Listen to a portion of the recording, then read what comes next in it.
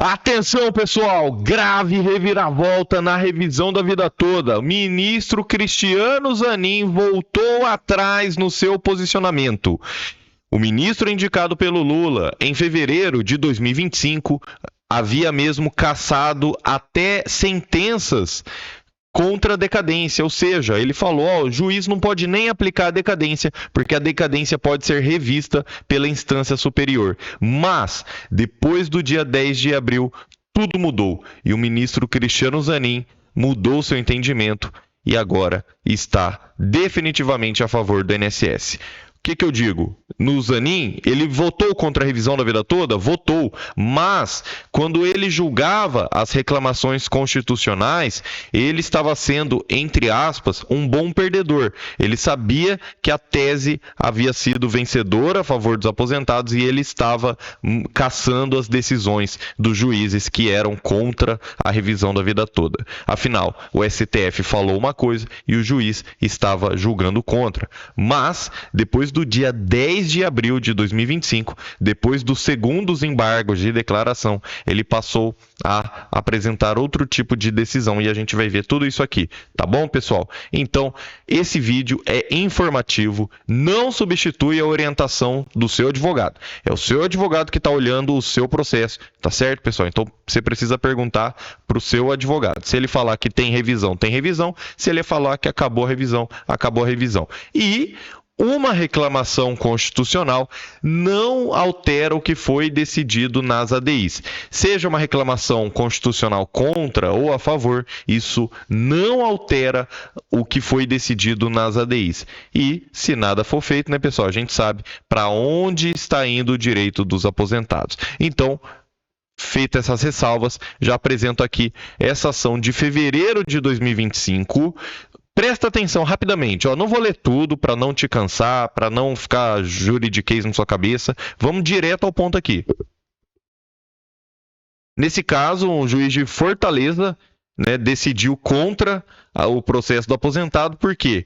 Porque ele identificou uma questão de decadência, prazo de 10 anos. Então, alô você que tem também questões de decadência, né, pessoal? Bom, a ordem do ministro Alexandre de Moraes foi de 28/7 de 2023, determinou a suspensão de todos os processos. Até quando, professor? Até data da publicação da ata de julgamento dos embargos de declaração opostos pelo INSS. Então, não é até a publicação de julgamento dos embargos das ADIs, é o dos embargos do tema 1102 que ainda não ocorreu. Ok. Só que mesmo assim, o juiz da 21ª Vara Federal de Fortaleza, né, levantou a suspensão do processo. Então o processo estava suspenso, ele tirou da suspensão e julgou contra o pedido do aposentado, reconhecendo a decadência. E olha só, o juiz mencionou as ADIs, né, em 21 de março de 2024 como uma superação da tese. Aí, meus amigos, o que acontece?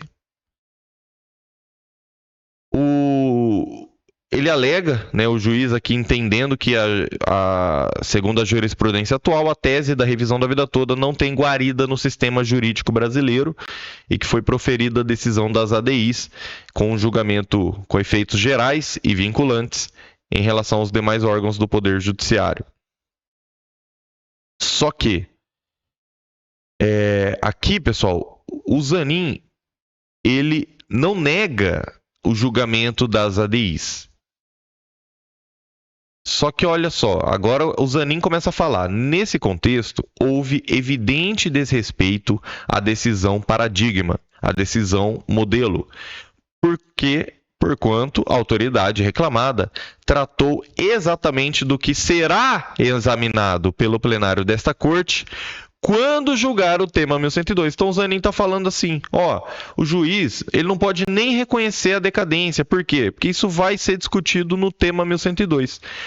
Ademais, ainda que a autoridade reclamada tenha concluído pela decadência parcial do direito, isso não muda o fato de que a demanda versava sobre o tema 1102 e de que essa conclusão pela decadência, em tese, ainda pode ser revista pela instância superior. Noto que a decisão de suspensão dos processos também busca a eficiência dos serviços judiciários. Ou seja, meus amigos, não só o Zanin estava sendo um bom perdedor, entre aspas, né? Ele entendeu que a revisão da vida toda havia sido favorável para os aposentados e ele estava respeitando essas decisões, como também, olha só, pessoal, ele não deixou nem o juiz aplicar a decadência. Ele mencionou a decisão do ministro Alexandre de Moraes, ele reconhece que o juiz pretendeu dar cumprimento às decisões das ADIs 2110, 2111, que ocasionaram a superação da revisão da vida toda. Ele não nega isso.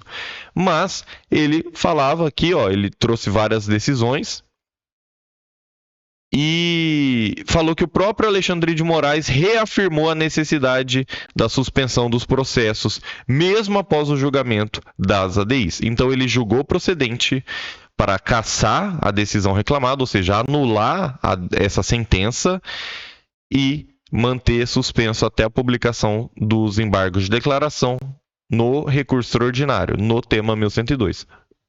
Ou seja, meus amigos, ele falou que a decadência ainda pode ser revista pela instância superior, pelo STF. Ele não deixou nem aplicar a decadência de tão cauteloso que ele estava. Ele estava realmente, mesmo já tendo votado nas ADIs contra a revisão da vida toda, ele falou, olha, esse processo aqui é sobre o tema 1102, a gente ainda vai julgar o tema 1102 e não pode nem aplicar a decadência que dirá julgar contra o pedido do aposentado. E ele cassou a sentença. Isso em fevereiro de 2025, 2 meses atrás. Mas sabe o que aconteceu agora, pessoal? Decisão aqui, de 24/4/2025, ou seja, depois do dia 10 de abril. Ele fala que a reclamação constitucional, em o mesmo caso, né, um juiz que julgou contra o pedido, dessa vez o juiz da Paraíba, né, dessa vez um juiz da Paraíba julgou contra o pedido do aposentado e ele decide que a reclamação é improcedente. Após reanálise da matéria, ele entende que a decisão reclamada, a decisão desse juiz, não violou o precedente do STF. Então, ele fala que mesmo tendo o tema 1102, mesmo tendo a suspensão nacional dos processos, ele fala que em março de 2024, o STF reformulou sua posição ao julgar as ADIs 2110 e 2111. Isso ocasionou a superação da revisão da vida toda. Em 27 de setembro, rejeitaram os embargos que pleiteavam a modulação. E 10 de abril, né, tivemos a modulação de efeitos, mas uma modulação tímida, né? Ela não garantia o direito para todo mundo que entrou com a ação, só para quem tinha decisão favorável de não precisar, no caso, devolver os valores. Então, ele mudou o entendimento em 2 meses e agora ele decide que a suspensão dos processos é desnecessária, impondo-se o julgamento de improcedência dos pedidos de revisão. Nas ADIs 2110 e 2111, o STF fixou a seguinte tese, que o segurado não pode optar pela regra definitiva, né? Então a regra de transição vai ser para todo mundo de forma cogente.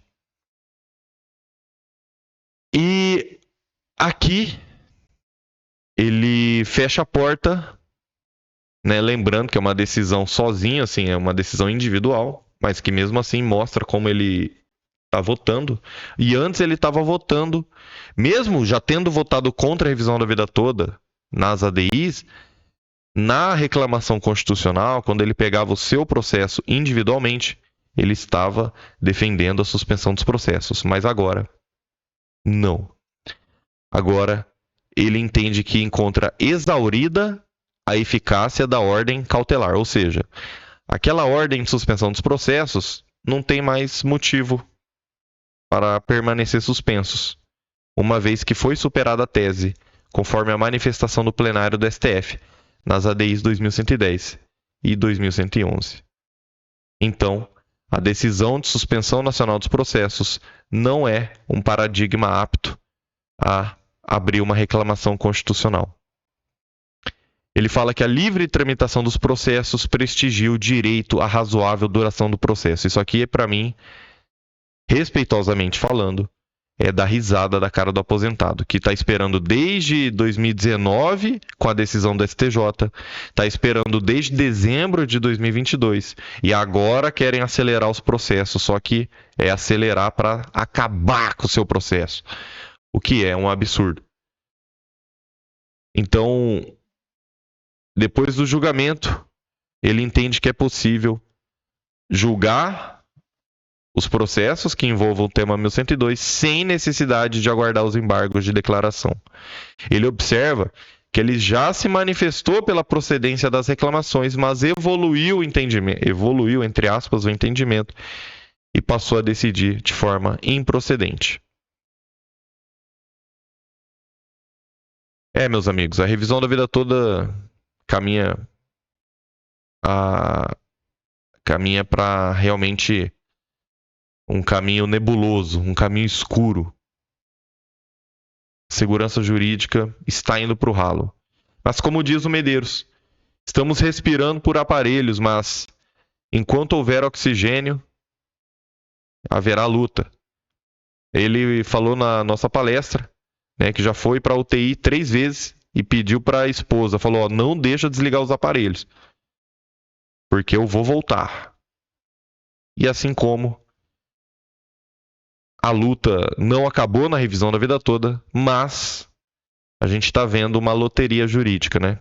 Quando seu processo cai com o André Mendonça, cai com a Carmen Lúcia, cai com a Edson Fachin ou cai com o Alexandre de Moraes, aí eles anulam a sentença do juiz que foi contra o seu pedido. Mas quando cai com o Gilmar Mendes, agora com o Cristiano Zanin, quando cai com o Flávio Dino, aí o seu processo tem uma decisão negativa.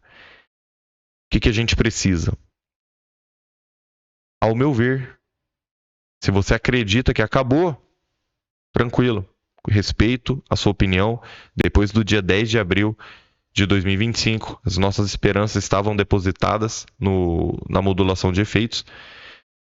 Mas se você acredita que onde há chama, há esperança, então o que poderia ser feito em tese, não estou dando falsa esperança, tá, pessoal? Pelo amor de Deus, se você acha que acabou, eu respeito sua opinião, tá? Se você acha que acabou, tranquilo, mantenha essa posição. Mas se você acha que vale a pena a luta, o que poderia ser feito? Os terceiros embargos, pelo menos para ganhar tempo até a vinda do Edson Fachin como presidente do STF e o julgamento depois do tema 1102.